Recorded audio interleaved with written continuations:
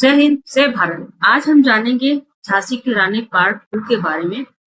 इसमें मैं बताने जा रही हूँ कि उनका प्रशिक्षण कैसे हुआ था। उनका जन्म का नाम तो मैंने बता दिया था, उनकी शादी कहाँ हुई थी ये भी मैंने बताया था। तो दूसरे अध्याय में मैं यही बताऊंगी कि उनका प्रशिक्षण कैसे हुआ, कैसे उन्होंने घुड़सवारी को सीखा, कैसे उन्होंने तलवारबाजी को सीखा। तो आइए जानते हैं उनके बारे में कुछ रोचक जानकारियां।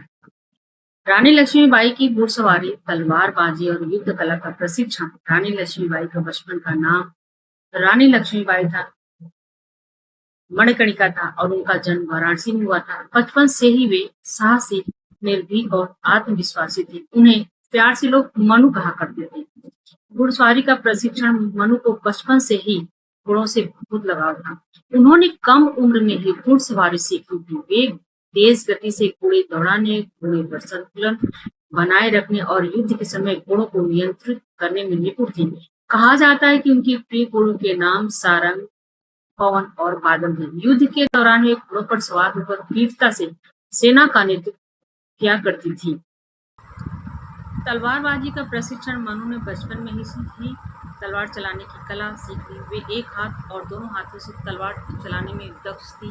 नियमित अभ्यास के कारण उनकी गति और निशाना अत्यंत सटीक था।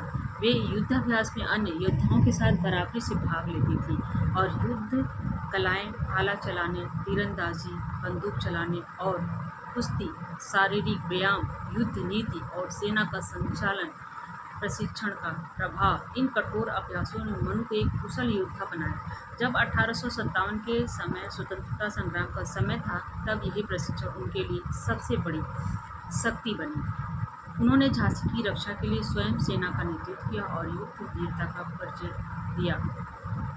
लास्ट में मैं यही कहना चाहूँगी, बचपन में सीखी गई घुड़सवारी, तलवारबाजी और युद्ध कला ने मनु को वह शक्ति दी जिसने आगे चलकर उन्हें भारत की सबसे वीर रानियों में स्थान दिलाया। यही मनु इतिहास में झांसी की रानी के नाम से अमर हुई और हम महिलाओं के लिए एक मिसाल बनी, एक उदाहरण बनी कि हाँ, हम भी कुछ कर सकते हैं। तो हम सभी महिलाओं के झांसी की रानी से कुछ बातों को अपने जीवन में जरूर ग्रहण करना चाहिए, जो हमारे पूरे समय में काम आ सकता है। हमें इतना अपने आप को निपुण बनाना चाहिए, हमें इतने अपने आप को मजबूत बनाना चाहिए कि कोई भी मुसीबत आए तो हम उसका डट के सामना कर सकें।